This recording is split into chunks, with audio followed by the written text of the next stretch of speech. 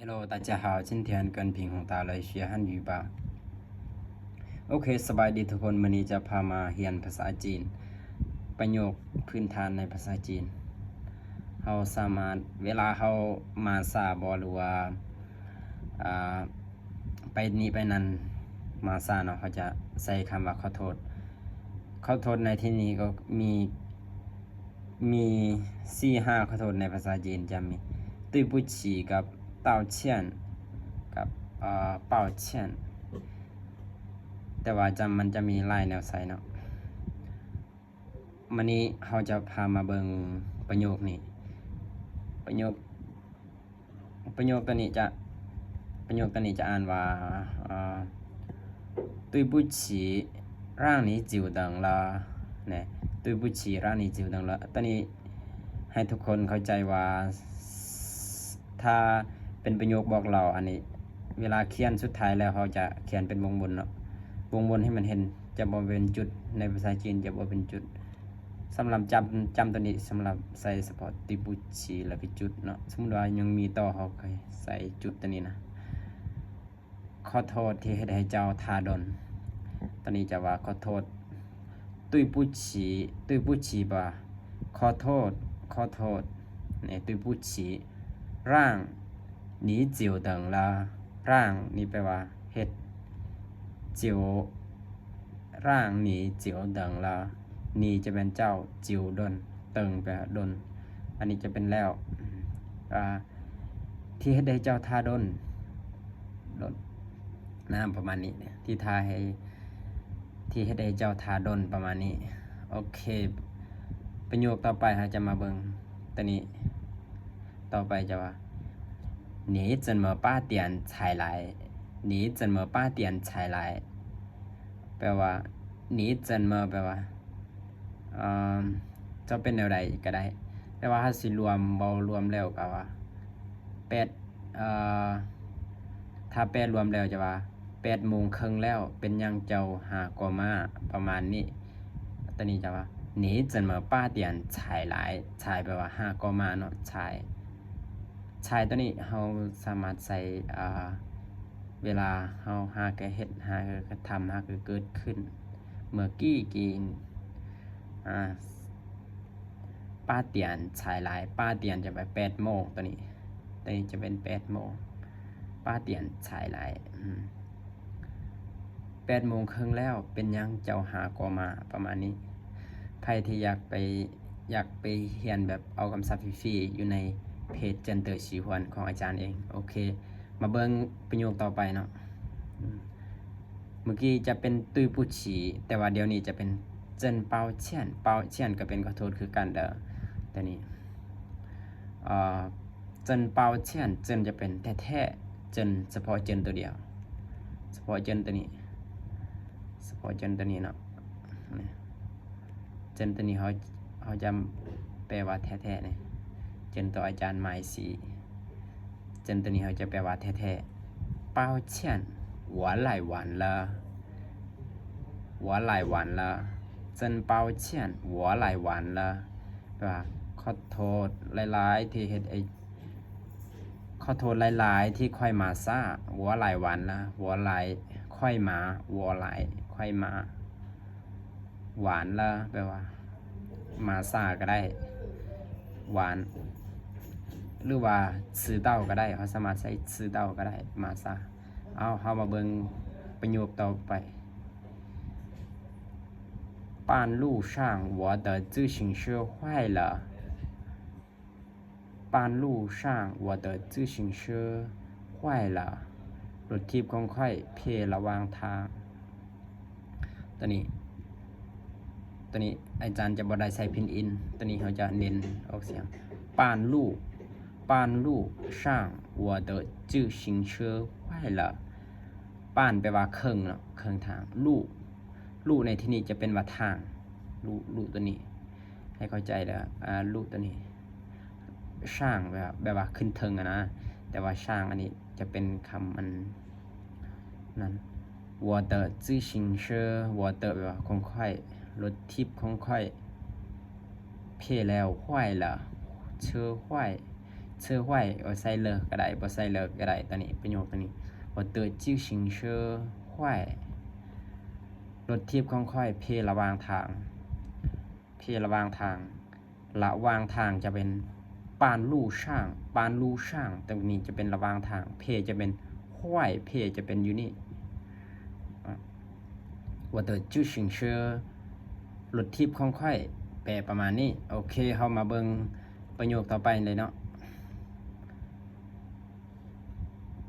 ให้ทุกคนอ่านนำอาจารย์ไดเดอร์มาฝึกนำกัน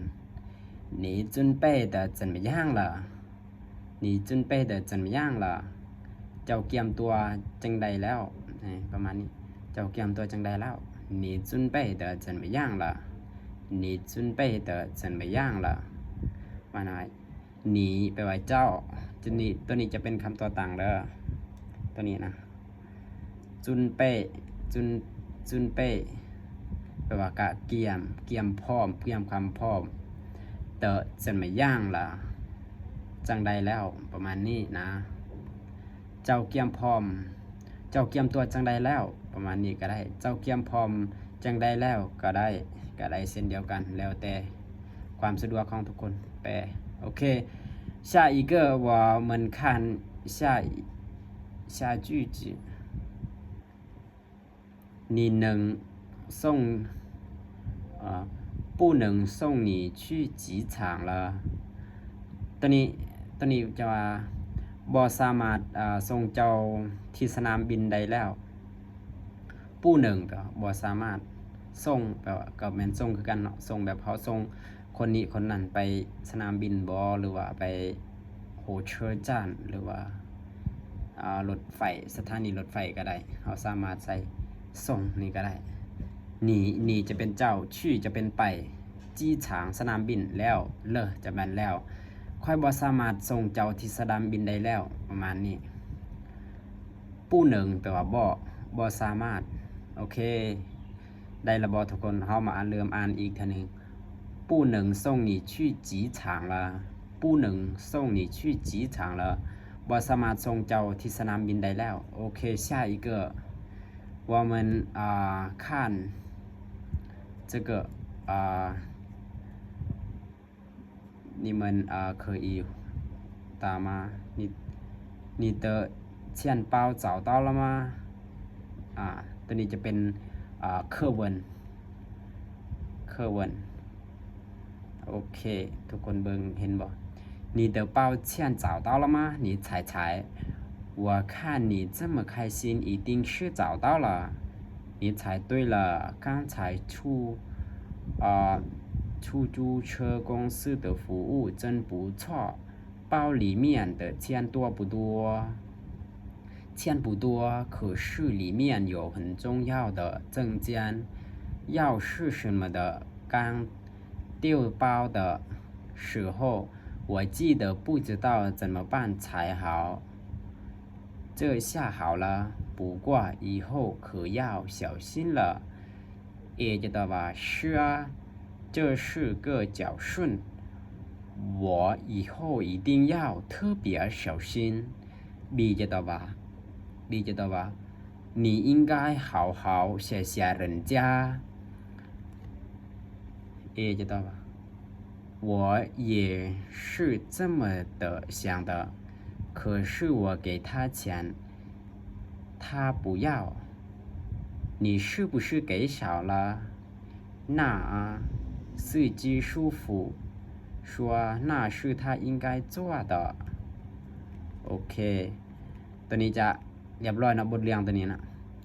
เอาบัดนี้เรามาเริ่มแปลเป็นภาษาลาวนำกันว่าตัวนี้จะว่า你的钱包找到了吗แปลว่ากระเป๋าเงินของเจ้าซอกเห็นแล้วบ่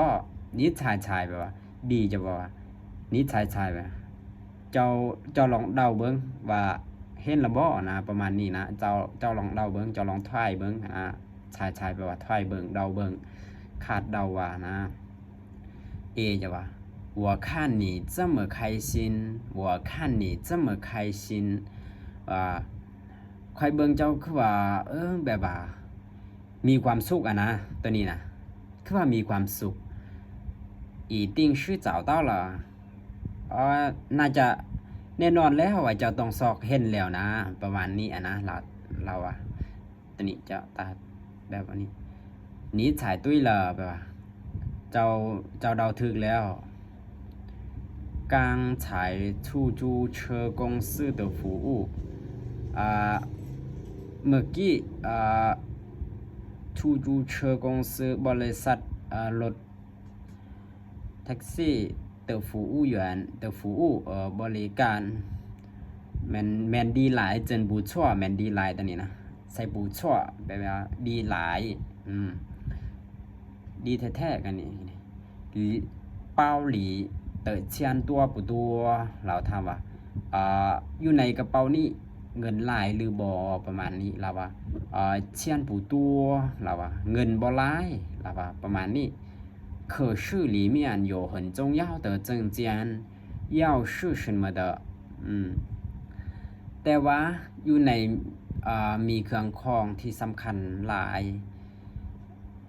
要是什么的要是什么的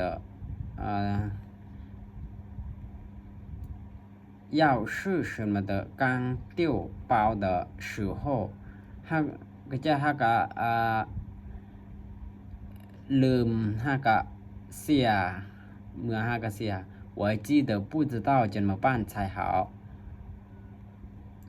ค่อยบ่ฮู้ว่าจะเฮ็ดแนวใดดีนะ我记得不知道怎么办才好这个下好了โอ้ครั้งนี้มันดีหลาย不过บ่ว่า以后可要小心หลังจากนั้นก็ระมัดระวังเลยชื่อแม่นแล้ว这是教训我以后一定要特别小心หลังจากนั้นค่อยจะระมัดระวังเป็นพิเศษ你应该好好谢谢人家เจ้าควรจะขอบใจเขาเจ้าประมาณนี้นะคนอื่นก็ได้我也是这么想的可是我给他钱他不要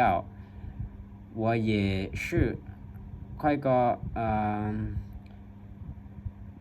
我也是ค่อยก็คือกัน这么想的ค่อยก็คิดแบบนั้นคือกัน可是我给他钱แต่ว่าค่อยให้เงินค่อยเอาเงินให้ลาว他不要แต่ว่าลาวบ่ได้เอา你是不是给少了บ่แม่นว่าเจ้าให้น้อยโพดติบ่เราหนาอันนี้บ่นะอันหนาตัวนี้จะแปลว่าบ่นะประมาณนี้นะ是技术服说那是他应该做的บริษัทสู้ฟูละนั่นเป็นลาวเอาเด้อันนั้นให้เอาให้โอเคหวังว่าทุกคนจะฮอดนี้จะอ่านได้เนาะโอเคอาจารย์ก็พอสำนี้เนาะมือหน้าเขาจะมาเรียนต่อใหม่ทุกคนอย่าลืมกดไลค์กดติดตามกดแชร์ให้อาจารย์เด้อเพื่อเป็นกำลังใจในการสอนภาษาจีนของอาจารย์ต่อไปโอเคก็ขอบใจ